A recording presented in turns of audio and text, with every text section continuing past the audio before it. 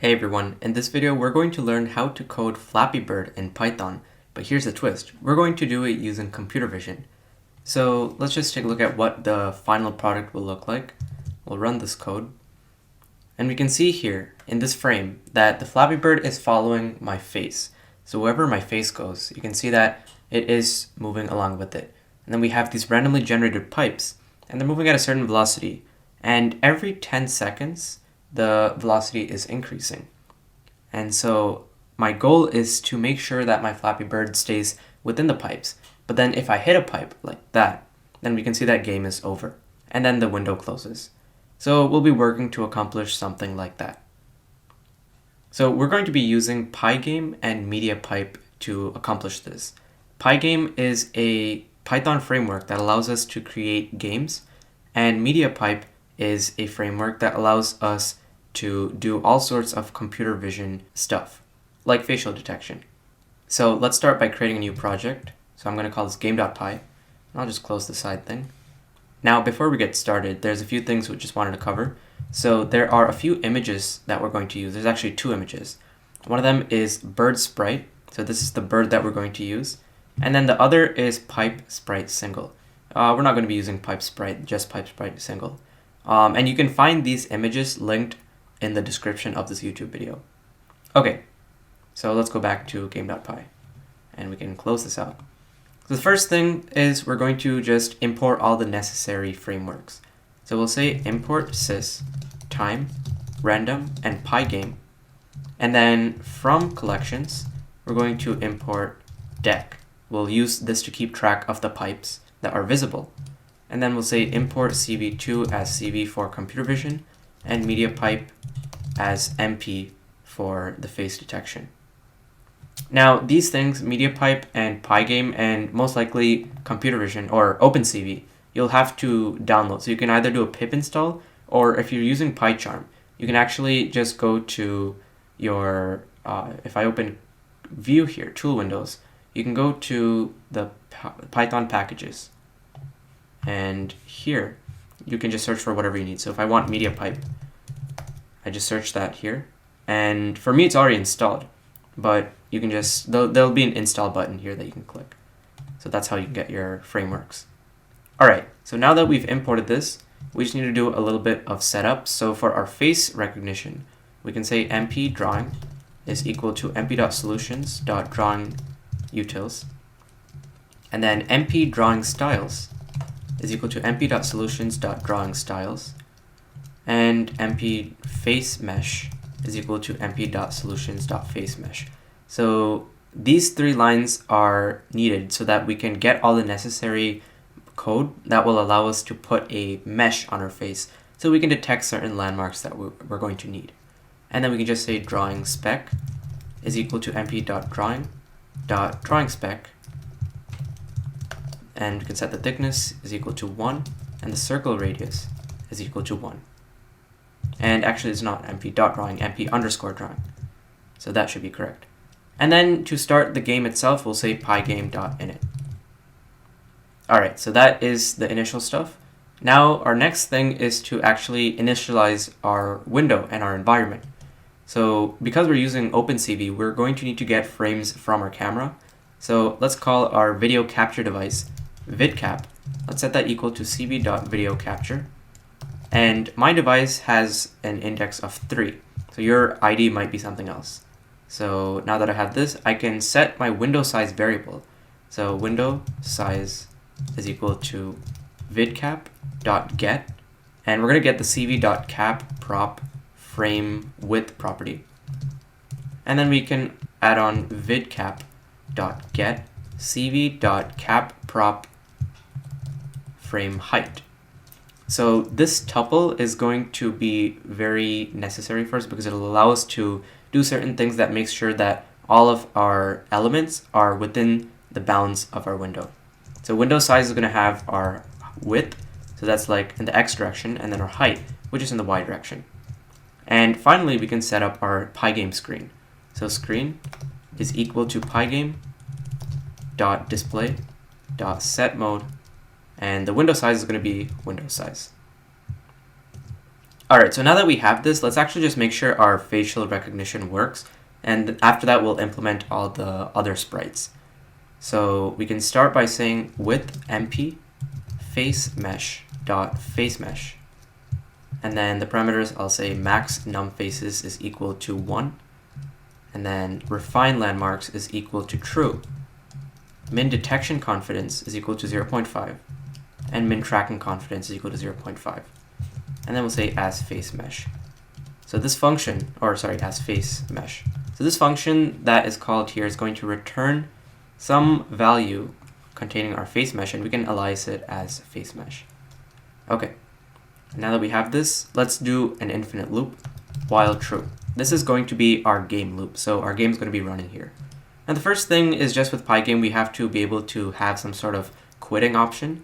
So for event in pygame.event.get, if the event.type is equal to pygame.quit, so if we do Control W or we close out of the window, that means we can just release the video cap. So release cv.destroy all windows, and then quit Pygame, and finally we can exit the program. So sys.exit. Alright, so now that we have this, let's get our frame. So ret frame is equal to vidcap.read.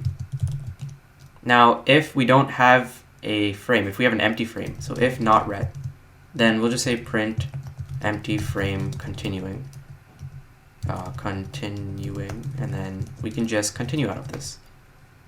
Alright, so at this point we have a frame. So our first step is to just clear the screen, so screen.fill, and we'll set it as just 255, 255, 255, or you can just say 000. Anything is fine, because here is just going to put some color, and then we're anyways going to overlay this with a frame. Alright, now that we have this, let's do our face mesh. So the first thing is we just want to make our frame.writable false, so then it speeds up the face detection process. So we'll say frame.flags.writable is equal to false. And then we also need to convert the frame's color space from BGR to RGB, because remember that OpenCV automatically puts frames in BGR, and in order to use MediaPipe tools, we need to convert them to RGB. So frame is equal to cv.cvtcolor, frame cv.color BGR to RGB. There we go. And now we can run the algorithm. So this is pretty easy. We just say results is equal to face mesh dot process frame. And then we can make the flags writable, or we can make the frame writable again. So frame.flags.writable is equal to true. Okay, so this has done the facial recognition. So the results contain all the positions of all the landmarks and everything. Now, let's just actually make sure it worked. We can superimpose a figure, a mesh, onto our face. So we'll say if results.multiface landmarks. So if that is not a null object, then what we can say is for face landmarks in results.multiface landmarks, because we might have multiple faces. So we'll do this. We'll say mp drawing.draw landmarks. And our parameters are going to be image is equal to frame, landmark list is equal to face landmarks, connections is equal to, I'll just move this down, connections is equal to mp face mesh dot face mesh tessellation, and then I'll actually put these on separate lines so it's easier to see everything. So we have image, landmark list, and connections, and now we can add landmark drawing spec is equal to none. We don't need any. And then we'll say connection drawing spec is equal to mp drawing styles dot get default face mesh tessellation style, and this is a function. Alright, so now that we have this, we can now do another set of landmarks. So this right here, this is drawing the actual mesh on our face. So we'll take a look at an image actually. Let's open up the project browser and let's see this canonical face model. So if you see here, we have some mesh figure. So what we've just drawn are these lines. So we'll have all these lines here. And once we have those, we can draw the iframes. So that'll be around the eyes.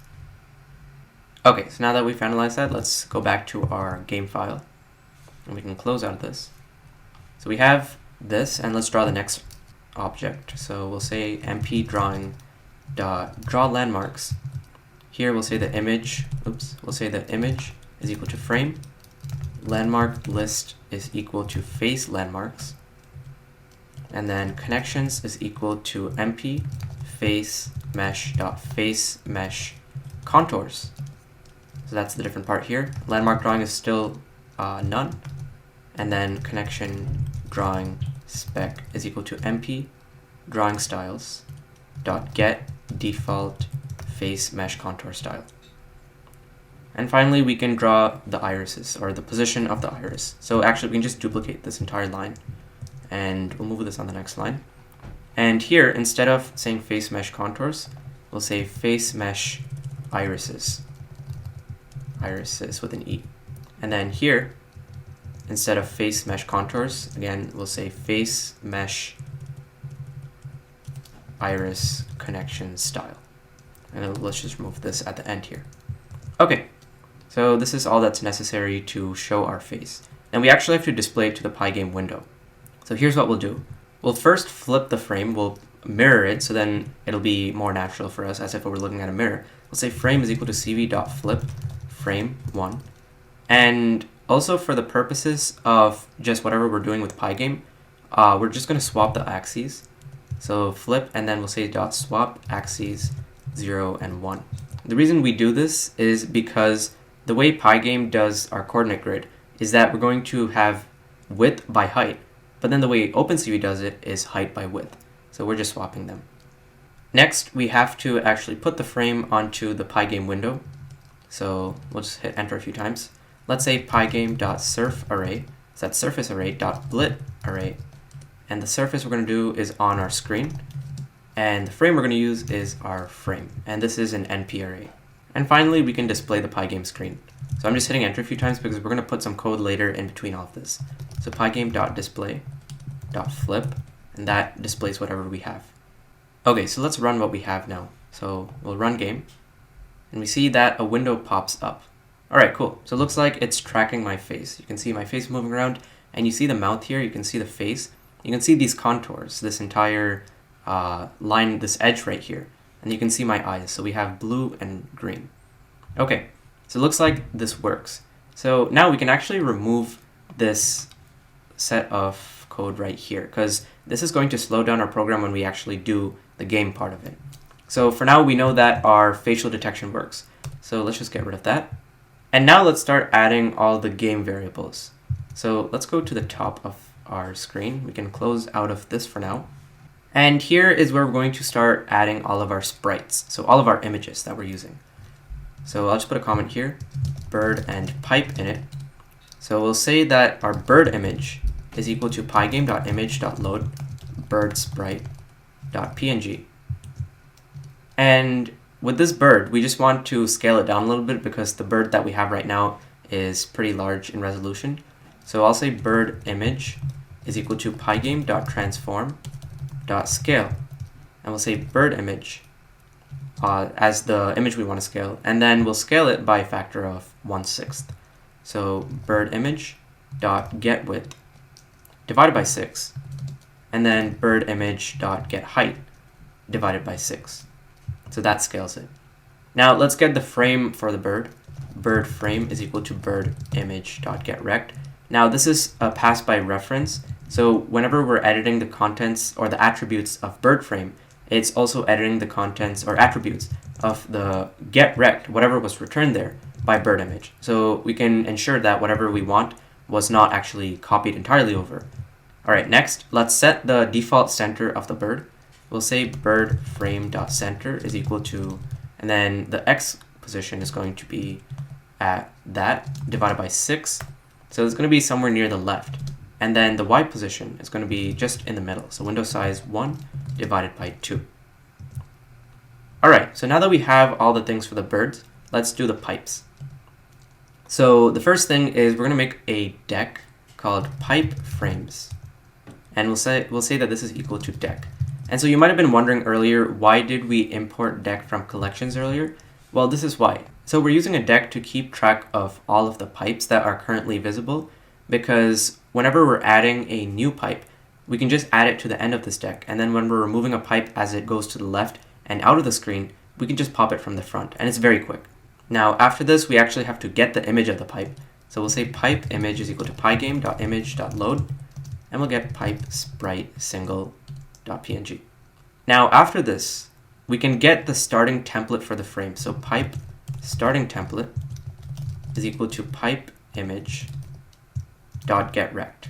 So the starting template variable basically indicates where we want every pipe to start. Every pipe is going to start on the right side of the screen, just outside the visible area. And that way we can make the pipe move from right to left. Now the thing with pipe sprite single is that if we look at this image, so we'll just go to pipe sprite single, that's this one right here. We can see it's only a single pipe. So when we actually implement the part where we add pipes, we're going to need to add 2 item lists to our deck, where each item represents one of these pipes and then the other pipe flipped over. That way we can have our bird move between pipes. All right, so let's go back to our code. And finally, we can say space between pipes is equal to 250. So 250 pixels. And this variable is going to be helpful for when we want to determine the vertical space between pipes. So if you remember from our demo, we had a little bit of space for the bird to fit through. So 250 pixels is what I've decided is pretty good for this, but you can always tinker with this and you can change it around, see what works for you. Next, we have to create the game variables.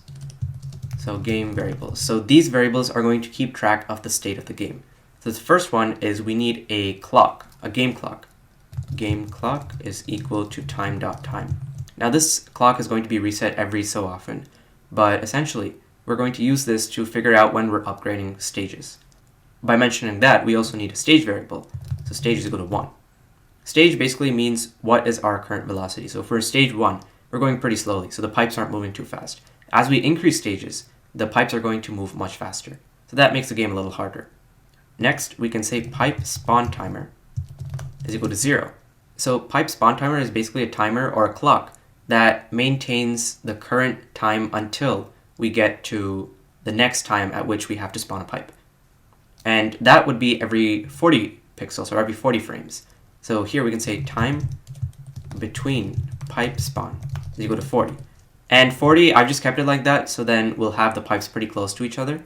But you can make this much larger if you want the pipes to be farther from each other, or you can make this smaller if you want them to be closer. So essentially, in our loop, we're going to keep increasing pipe spawn timer until we reach this time between pipe spawn. At that point, we will add a new pipe, and then we will reset pipe spawn to 0. Now, after this, we need a distance between pipes. So the distance between pipes is just going to be the horizontal distance. So we'll say that this is equal to 500 because that'll be how spread apart they are. And from this, we can figure out the velocity. Remember that velocity is distance over time. So we'll say that pipe velocity is equal to lambda. And then we can say dist between pipes divided by time between pipes spawn. And we're just making this a function so then it's easier to figure out from the distance and the time what our velocity should be. That way we don't have to manually calculate it every single time. Now after this, we need a level variable. So level is equal to 0 and score variable. Score is equal to 0. So score will keep track of whatever score we're currently on. And then we can say did update score is equal to false, because this is going to allow us to figure out if we've passed through pipes. This will make sure that we don't accidentally count the pipe as multiple pass-throughs. And then we'll have a game is running variable. And we'll set that equal to true. Actually, this level variable we don't need because it was covered by stage, so just remove that. Alright, now that we have these variables, we can continue. So the next thing to do is right here. Before we check for any events, we want to check if the game is still running. So if not game is running, that means if the game is over, then we'll just say that the game is over. So text is equal to pygame.font.sysfont, and I'm going to say Helvetica bold.ttf. And then 64 is going to be the font size. And then we'll say .render, and the text is going to be game over. And then we'll put true. And then the position we can put is, or the color we can put is 99, 245, and 255. Oops. 255. And this is just some color that I've chosen. You can put any color you want. And then after this, we need to get the frame for the text. So I'll call that tr. tr is equal to text.getRect. And then we can say that the tr center is going to be equal to window size at 0. So at 0 divided by 2. And then window size at 1 divided by 2. So that's just putting it in the center of the frame. Now we can display this. We'll say screen.blit text, and the frame is going to be tr. And we'll update the frame, pygame.display.update. And then we'll wait for 2 seconds. So pygame.time.wait 2 seconds. So or 2000 milliseconds. That'll give enough time for the player to see that they've lost or won the game or whatever, that the game is over. And then we can turn off the frame. So vidcap.release, cv.destroy all windows, pygame.quit, and sys.exit. And that's all here. All right, so we have this. This works fine. Next, we have to actually detect the position that we want on our face and then use that to move the bird. So here's how we're going to do it. Let's go back to the mesh that we had. So canonical face model. So we basically want the y coordinate of the bird to follow the y coordinate of our nose. So specifically right here, if I zoom in, and I'll just move down a little bit. Around here we want to follow. So I'll just zoom in a little more so we can see that. And let's just move down a little bit. So looks like the number we want to follow is 94. That's at the very tip of the nose. So we'll use that landmark. That'll allow us to do what we want.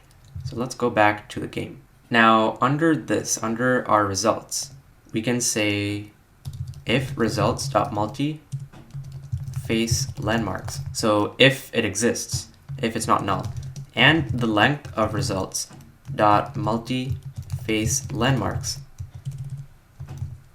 is greater than 0, that just makes sure that we actually have a face that's there. Let's take the first face that's there, because there might be multiple, so we just want to consider the first one. So we'll say marker is equal to results.multi-face landmarks at index 0. And then for that particular face, let's take landmark at 94. So that was the tip of the nose. And let's take the y coordinate of that, because we don't care about the x coordinate. Now we'll adjust the bird's center, or the center of the frame, to match this. And actually we'll do a little bit of scaling. So here's how this works. When we find the y coordinate through marker, if this y coordinate that we have here, this is going to be a normalized number between 0 and 1, where 0 represents the top of the frame and 1 represents the bottom of the frame. And of course this number can go below 0 or above 1, but if it's between 0 and 1, that means it is visible in the frame. Now, we can't actually use numbers only between 0 and 1 because our frame has a particular height. In my instance, it has a height of 960 pixels. So I need to do a little bit of adjusting.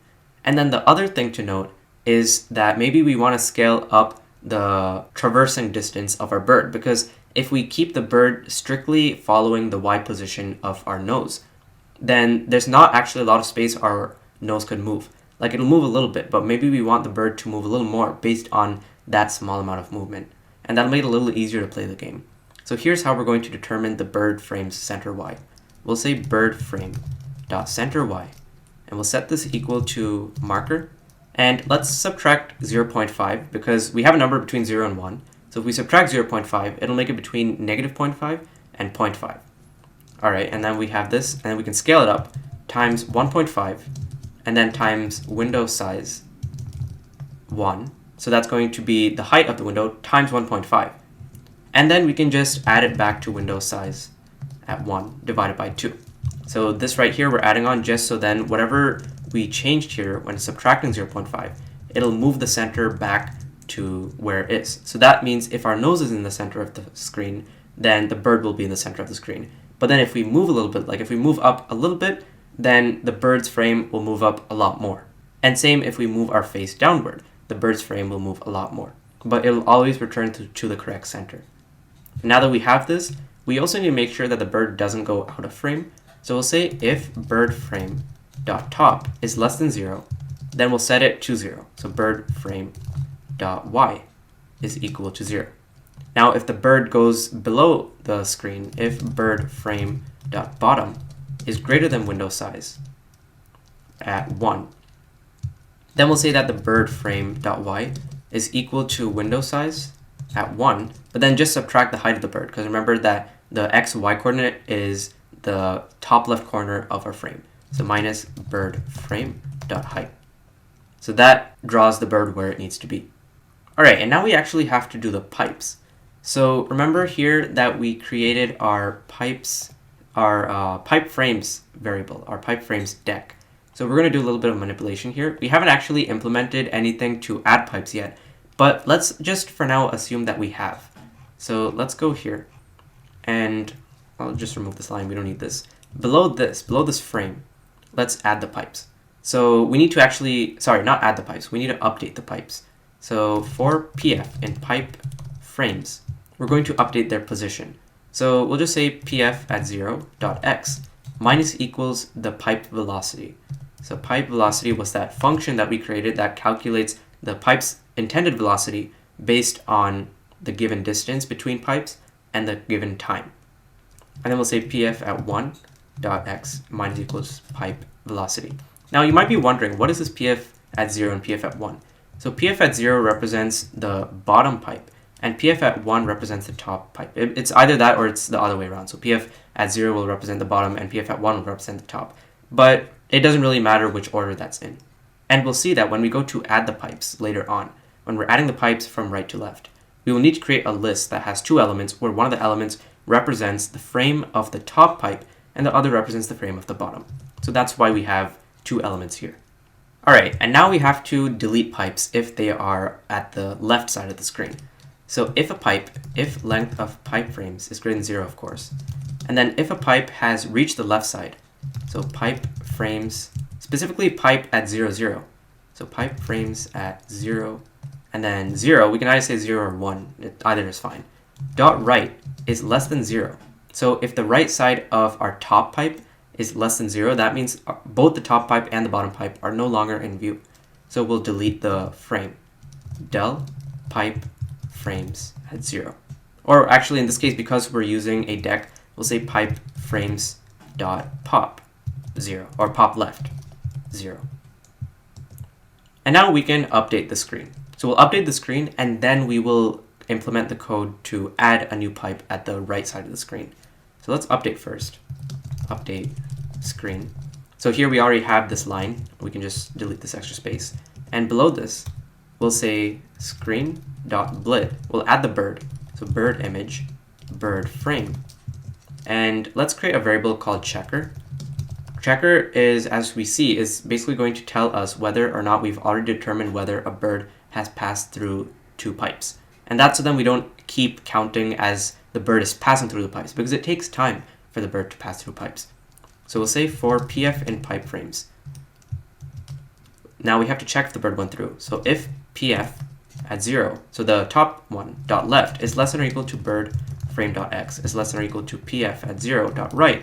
So if the bird is in between, then we say checker is equal to false. Now if we didn't already update the score, if not did update score, then score plus equals 1, and did update score is equal to true. And then we have to update the screen with whatever pipes we have.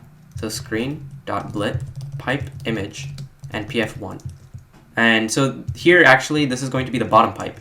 And then the top pipe we're going to have to flip it. So we can use a pygame.transform.flip to do that. We'll say screen.blit pygame.transform.flip pipe image 0, 1. So that'll flip it vertically, and then pf at 0. So that's the correct frame for it. And finally, outside this loop, if checker, then did update scores equal to false. This basically means once we have completely left the frame, then we can update the score so that, or we can update this variable so that now we are looking for a new pipe to go through. All right, now let's add the text for the game status and everything. So this is going to be stage and score text. So the text that represent what stage we're in and our current score. And the score is represented, of course, by how many pipes we've gone through. So let's say text is equal to pygame.font.sysfont. Let's say we're using Helvetica bold.ttf. And let's set the font size to 50. That should be big enough. And then we'll render with a value, a text value of stage, and then we'll say true. And the color we'll use is another cyan color, 99, 245, 255. And let's get the frame for this. tr is equal to text.getRect. And then tr.center. Let's set that to 150, so it should be in the top left corner. And then we'll display this, screen.blit text tr. And then to display the score, it's the same code. So we'll move this down. And instead of saying stage, we'll put the score. So score, and then score. Let's actually put a colon here. And that's all we have to do up here. And then the center, we can just move it down by 50 pixels. So now it's at 100. And then this line is going to display it. So that looks pretty good. Now, after we've updated the display, here is where we're going to do all the time updates as well as adding new pipes. So first, we need to check if a bird is touching a pipe. So if any, and we're going to iterate through all the pipes and basically create a new list that represents if there is some sort of collision between the bird and the top pipe or the bird and the bottom pipe. So here we'll say any, and we'll say bird frame dot collide rect pf at 0, or bird frame dot collide rect at pf at 1. And then we'll say for pf in pipe frames. So that basically iterates through all the pipes and just checks if we've collided with the top or the bottom for any pipe. And if any of these are true, then that means that the game is over. So game is running is equal to false. Now that we've done this, let's add new pipes. So if pipe spawn timer is equal to 0, so every time we hit 0, we'll say top is equal to pipe starting template.copy. So we'll make a copy of the pipe. And so top represents the top pipe. Of course, we'll make a bottom pipe after this. But let's say that the top.x and top.y is equal to window size at 0. And then some random integer, so random.randint. So here's a little bit of math we're going to need. 120 minus 1000. So 120 represents how much of the pipe we want visible. And then 1000 here we're subtracting because that is the actual height of the pipe. So this. And from this we're going to have our lower bound. And our upper bound is going to be window size at 1 minus 120 minus space between pipes. And then minus 1000. So space between pipes, as we saw earlier, was how much space we want to give the bird. So then the bird can go through the pipes. And so essentially this line is going to generate a random position for our pipe. And based on this position, we can generate a bottom pipe. So let's say bottom is equal to pipe starting template dot copy. Let's make another copy of this. And this time we'll say bottom.x, bottom.x, bottom.y is equal to window size at 0. And then top.y plus 1000 plus space between pipes. And finally, we can add these pipes to our pipes frames. So we'll say pipe frames dot append top bottom. So here's where we're actually adding the pipes. And this should clarify what we were doing earlier when we were saying up here, like we're decreasing the velocity of pipe at 0 and pipe at 1. And same thing here, if the bird is touching any of the pipes, so top and bottom. And finally, we can update the clocks. So we'll say pipe spawn timer plus equals 1. And if pipe spawn timer is greater than or equal to time between pipe spawn, then we just reset it. So pipe spawn timer is equal to 0. That way it'll just keep cycling from 0 to time between pipe spawn. Now let's update the stage. So if time.time minus game clock is greater than or equal to 10, so if 10 seconds have passed, then we're going to increase the time that goes between the pipe spawn, or we're going to decrease it. We'll say time between pipe spawn is going to be times equals 5/6. So between every stage, we're going to be increasing the speed of the pipes by decreasing the time between each spawn. And then we'll say stage plus equals 1, and let's reset the game clock to whatever the current time is. So game clock is equal to time.time. And I believe that should be all that we have to do. So let's just go through and see if there's anything else. Oh, right. So right here, we have this, we have to put a colon here. And I think that's the only other error. So we should be good to run this. Let's go ahead and run this code. So I'll say run. And we should see a game window pop up. Alright, so it looks like that worked. So I'll move my face up and then down. Okay, so it looked like something worked. Something didn't work here. Let's see. So pop left. Alright, so this is on line 84. Oh, looks like this doesn't need a parameter. Sorry. So we can just say pop left. That'll just get rid of the first element. Okay, let's run this again. And let's move our face again, see if that works. And it looks like it's working. And it's following my face, and it's also moving at a factor of 1.5 times the window height. And you can see here that the stage is starting to increase as well as the score. So the score increases every time I move through pipes, and the stage increases every 10 seconds. So as I move, you can see that the pipes are now moving a little faster. So this is pretty good.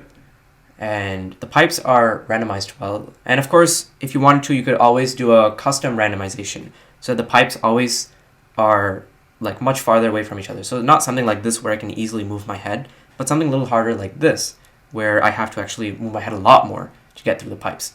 And then we can see a collision. Let's see, I hit the pipes here. The game is over and the window closes. All right, cool. So it looks like that works. So that is Flappy Bird with computer vision. So I hope you enjoyed this tutorial and see you in the next one.